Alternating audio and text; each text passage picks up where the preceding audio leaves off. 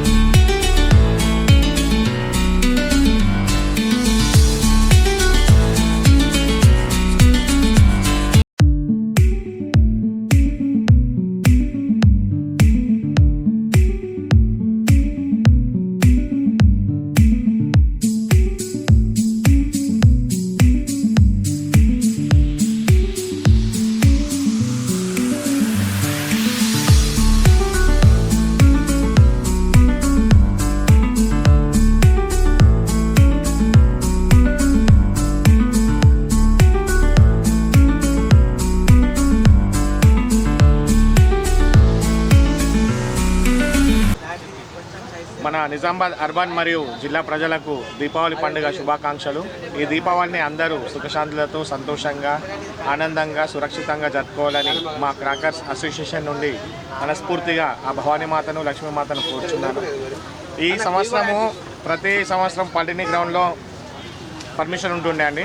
ఈసారి ఎలక్షన్స్ ఉండడం వల్ల అక్కడ స్ట్రాంగ్ రూమ్ ఈవీఎంస్ పెట్టడం వల్ల కలెక్టర్ గ్రౌండ్లో, పాత కలెక్టర్ గ్రౌండ్లో సార్ అందరూ డిపార్ట్మెంట్ వాళ్ళు పర్మిషన్ ఇచ్చారు. కాకపోతే ఏంటంటే పాలిటెక్నిక్ గ్రౌండ్లో అందరూ ఇన్ని సంవత్సరాల నుంచి వెళ్ళడం అలవాటు పడ్డారు కాబట్టి కొందరు అక్కడికి వెళ్ళి మళ్ళీ అక్కడ పెట్టిన ఫ్లెక్స్ చూసి ఇక్కడికి రావడం జరుగుతుంది.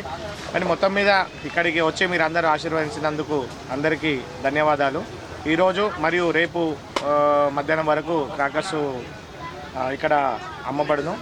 అందరూ వచ్చి మన క్రాకర్స్ అన్ని తీసుకొని, మంచి బ్రాండ్ కంపెనీస్ ఇక్కడనే ఉంటాయి, కేజీ ముసుగులో మోసపోవద్దండి. అందరూ వచ్చి కొనుగోలు చేసి సంతోషమైన దీపావళి జరుపుకోవాలని కోరుచున్నాం.